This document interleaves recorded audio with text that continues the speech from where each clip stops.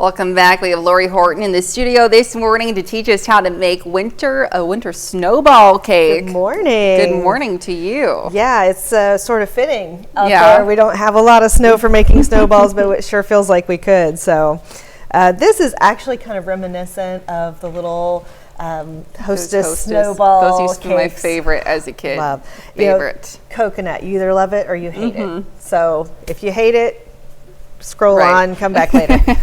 We're going to have 3 parts to this cake, so we're going to kind of work in sections this morning. We've got a chocolate base. We've got that really good filling, and then we've got a really creamy frosting that we're going to put over the top that we'll coat with that coconut. Ooh, delicious. So what I've already got mixed up here is just a boxed chocolate cake mix. Okay. Nothing out of the ordinary. We followed all the directions on the box. That was hard for me. I don't do that very often. But we actually just mix it up according to the directions on the box. So we get a nice chocolate batter out of that, nothing out of the ordinary. And we're going to set that aside for just a minute because what we are going to add to that is a cream cheese based filling. Delicious. But it's going to bake. So we're actually going to put, I've got a full block of cream cheese in here. It took me a minute to get that softened. And we're going to add to that 1 egg and just a couple of tablespoons of sugar. So this is super simple, not a lot of ingredients, but because we've got that egg in there, the filling is going to bake right along with the cake as we put that inside. So this is not going to be that sort of like volcano filling messy. Right. It's actually going to be a really nice dense cream cheese flavor in the middle. So we're going to make just a little bit of noise here. We're going to cream this up. Hopefully this is soft enough. Yay! It won't make too big of a mess. We want it to be really nice and thoroughly mixed and creamy. So that'll take just a minute with that egg. We also want to be sure that that sugar is really well incorporated. So you don't have to do a super high mix on this, but give it just a couple minutes to be sure that everything is really nice and soft and kind of fluffy look. So that's probably good. I'll give it just a little get that off of my beaters there for a sec. And then I'll just take my spatula, scrape those edges down so you guys can see that it's not super thick, but it does have a little body to it. So I'm actually going to beat that just another little bit because I've got a few little pieces in there. I don't want to see any of that cream cheese left.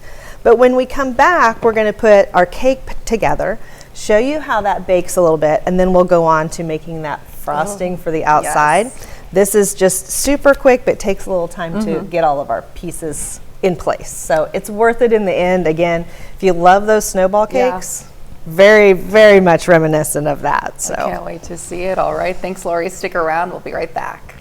Welcome back. Lori is back with us sharing her recipe for a winter snowball cake this morning. Now we've made our cake box mix and we've also made this little concoction here. Remind me of what this is again. Yeah, so this is our filling that we're actually going to bake into the cake batter, and it's kind of somewhere between a cheesecake filling and that creamy filling. So all I did here was mix up a regular old box of chocolate cake mix, followed the directions to the back of the box.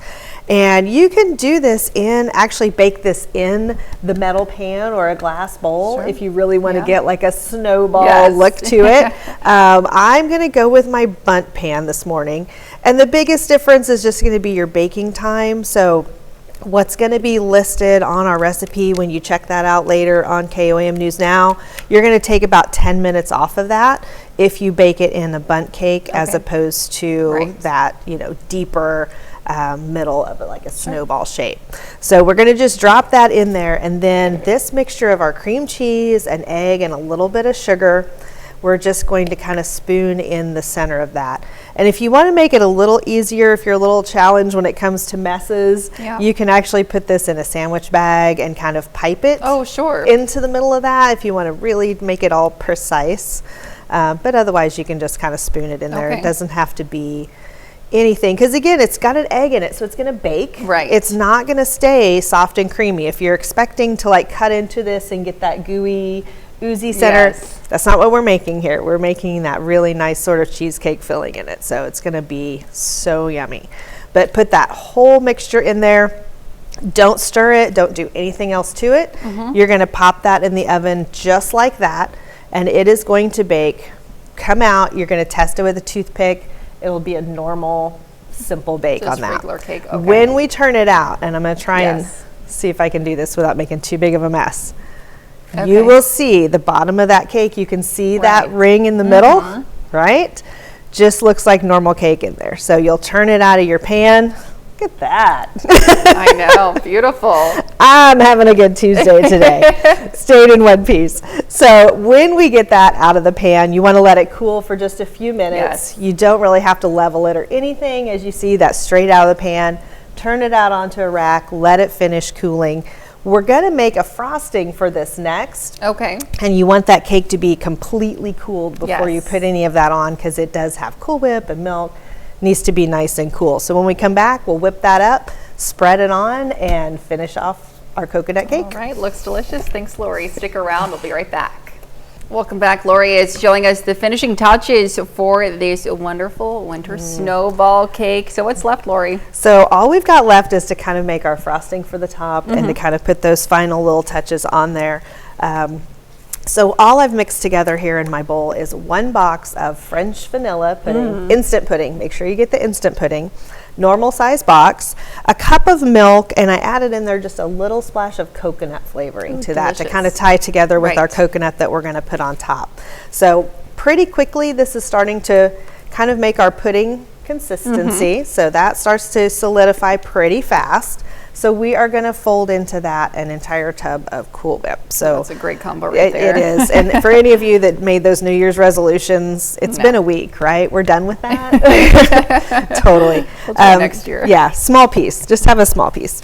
We're going to fold that all together, and you don't have to be really gentle with this. This is not like folding in egg whites. We do want that to be fully combined, but we're just going to make sure that that French vanilla mixture really gets nice and smooth in there, and it's just going to make a lovely flavored Cool Whip essentially. This obviously is going to have to stay refrigerated once we get done with it, but it's just going to go so nicely with that coconut. If you really are all in on the coconut flavor, you could even start with your box of coconut pudding instead of the French vanilla.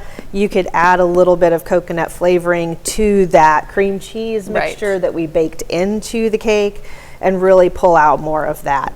It's a great combination with the chocolate. So, you know, I just think that classic snowball flavor. Exactly. You know, you really want to like color your coconut pink. You want to go all in.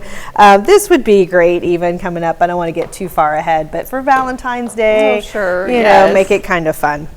So if your professional baker had remembered to grab her spatula this morning, this would go a little bit prettier, but we're going to just do it. We're going to go all in and just really see how much of a mess we can make on this. We use the tools we have at the time, right? The snow can be messy. So. That's right. Still tastes good. That's the most important. But go gently, kind of put it around the edges in small amounts. When you get that totally covered, obviously we're going to cover this in just our regular sweetened flake coconut. And then what I brought to add to the center, to kind of take it from our kids' treat to more of just a nice dessert, is to add a few strawberries to the middle. And again, I just love that combination. You could do raspberries, you could do blackberries, but I think strawberries and coconut together are so yummy.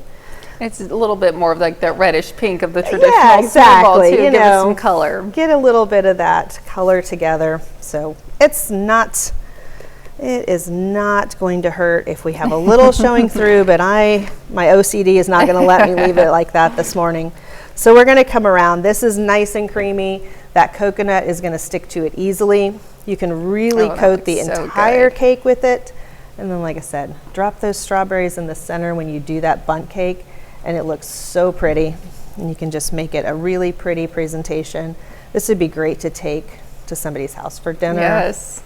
And really just cut those nice small pieces for the new year. Absolutely gorgeous. Well, thank you so much for being with us this morning, Lori. Happy to have you. Stick around. We're back with more news and weather right after this.